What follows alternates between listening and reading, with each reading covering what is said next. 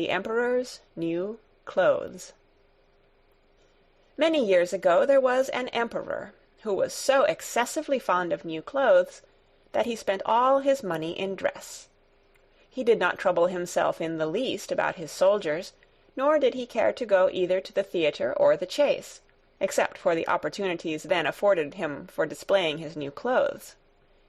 He had a different suit for each hour of the day, and as of any other king or emperor one is accustomed to say, "He is sitting in council," it was always said of him, "The emperor is sitting in his wardrobe." Time passed merrily in the large town which was his capital. Strangers arrived every day at the court. One day 2 rogues, calling themselves weavers, made their appearance.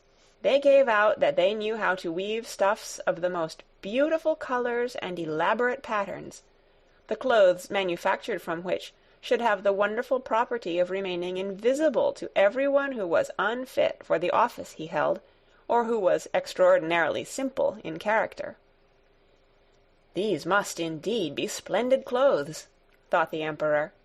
"Had I such a suit, I might at once find out what men in my realms are unfit for their office, and also be able to distinguish the wise from the foolish.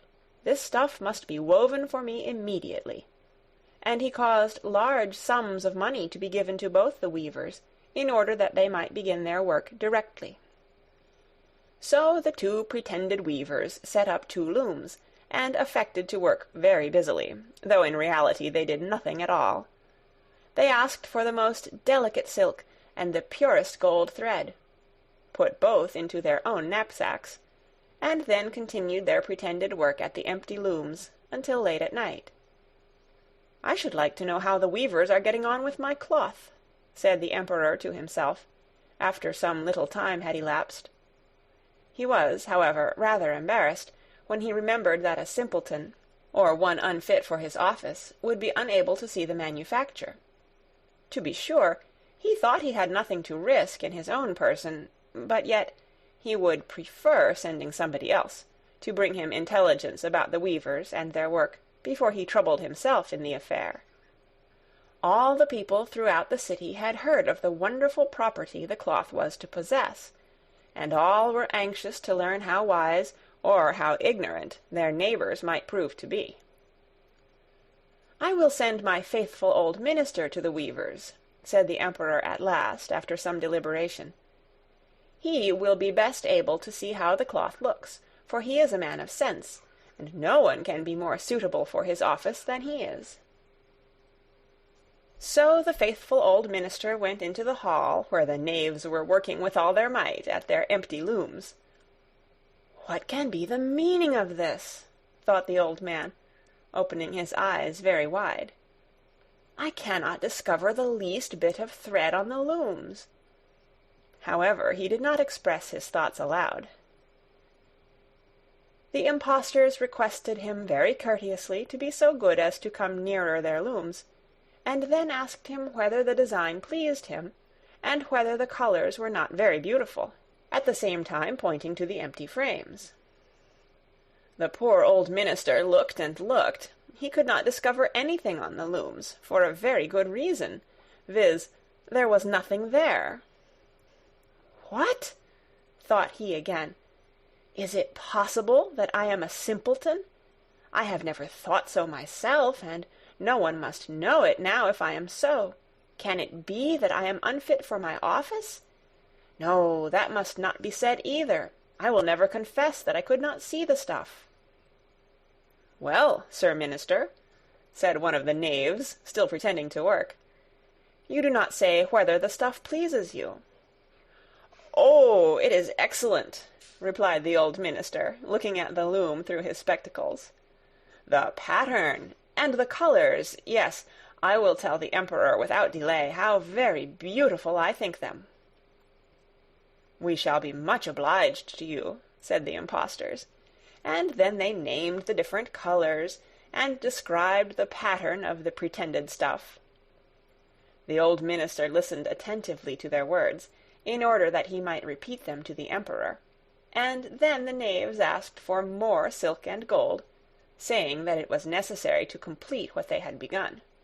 However, they put all that was given them into their knapsacks, and continued to work with as much apparent diligence as before at their empty looms. The emperor now sent another officer of his court to see how the men were getting on, and to ascertain whether the cloth would soon be ready. It was just the same with this gentleman as with the minister. He surveyed the looms on all sides, but could see nothing at all but the empty frames. "Does not the stuff appear as beautiful to you as it did to my lord the minister?" asked the impostors of the emperor's second ambassador, at the same time making the same gestures as before, and talking of the design and colours which were not there. "I certainly am not stupid," thought the messenger. "It must be that I am not fit for my good, profitable office. That is very odd. However, no one shall know anything about it." And accordingly he praised the stuff he could not see, and declared that he was delighted with both colours and patterns. "Indeed, please your imperial majesty," said he to his sovereign when he returned, "the cloth which the weavers are preparing is extraordinarily magnificent." The whole city was talking of the splendid cloth which the emperor had ordered to be woven at his own expense. And now the emperor himself wished to see the costly manufacture, while it was still in the loom. Accompanied by a select number of officers of the court, among whom were the two honest men who had already admired the cloth, he went to the crafty impostors who, as soon as they were aware of the emperor's approach, went on working more diligently than ever, although they still did not pass a single thread through the looms.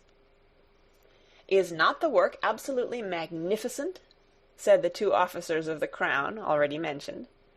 "If your majesty will only be pleased to look at it, what a splendid design! What glorious colours!" And at the same time they pointed to the empty frames, for they imagined that everyone else could see this exquisite piece of workmanship. "How is this?" said the emperor to himself. "I can see nothing. This is indeed a terrible affair. Am I a simpleton, or am I unfit to be an emperor? That would be the worst thing that could happen. Oh, the cloth is charming," said he aloud. "It has my complete approbation." And he smiled most graciously, and looked closely at the empty looms, for on no account would he say that he could not see what two of the officers of his court had praised so much. All his retinue now strained their eyes, hoping to discover something on the looms, but they could see no more than the others. Nevertheless, they all exclaimed, "Oh, how beautiful!" and advised his majesty to have some new clothes made from this splendid material, for the approaching procession. "Magnificent! Charming! Excellent!" resounded on all sides, and everyone was uncommonly gay. The emperor shared in the general satisfaction, and presented the impostors with the riband of an order of knighthood, to be worn in their buttonholes, and the title of gentlemen weavers.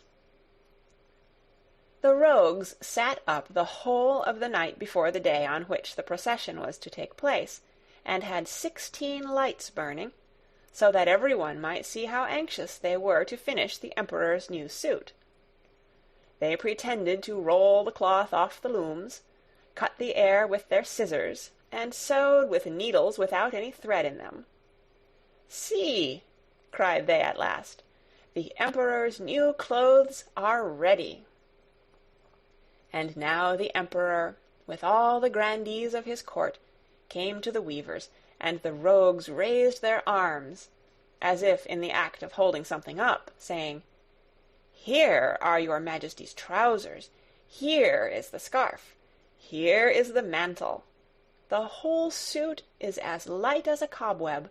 One might fancy one has nothing at all on, when dressed in it. That, however, is the great virtue of this delicate cloth." "Yes, indeed," said all the courtiers, although not one of them could see anything of this exquisite manufacture. "If your Imperial Majesty will be graciously pleased to take off your clothes, we will fit on the new suit in front of the looking-glass." The Emperor was accordingly undressed, and the rogues pretended to array him in his new suit, the Emperor turning round from side to side before the looking-glass. "How splendid His Majesty looks in his new clothes, and how well they fit!" everyone cried out. "What a design! What colors! These are indeed royal robes." "The canopy which is to be borne over your Majesty in the procession is waiting," announced the chief master of the ceremonies. "I am quite ready," answered the Emperor. "Do my new clothes fit well?" asked he, turning himself round again before the looking-glass, in order that he might appear to be examining his handsome suit. The lords of the bedchamber, who were to carry His Majesty's train, felt about on the ground, as if they were lifting up the ends of the mantle, and pretended to be carrying something, for they would by no means betray anything like simplicity, or unfitness for their office. So now the Emperor walked under his high canopy in the midst of the procession, through the streets of his capital, and all the people standing by and those at the windows cried out, "Oh, how beautiful are our Emperor's new clothes! What a magnificent train there is to the mantle, and how gracefully the scarf hangs!" In short, no one would allow that he could not see these much-admired clothes, because in doing so he would have declared himself either a simpleton or unfit for his office. Certainly none of the Emperor's various suits had ever made so great an impression as these invisible ones. "But the Emperor has nothing on at all," said a little child. "Listen to the voice of innocence," exclaimed his father, and what the child had said was whispered from one to another. "But he has nothing on at all," at last cried out all the people. The Emperor was vexed, for he knew that the people were right, but he thought the procession must go on now, and the lords of the bedchamber took greater pains than ever to appear holding up a train, although, in reality, there was no train to hold.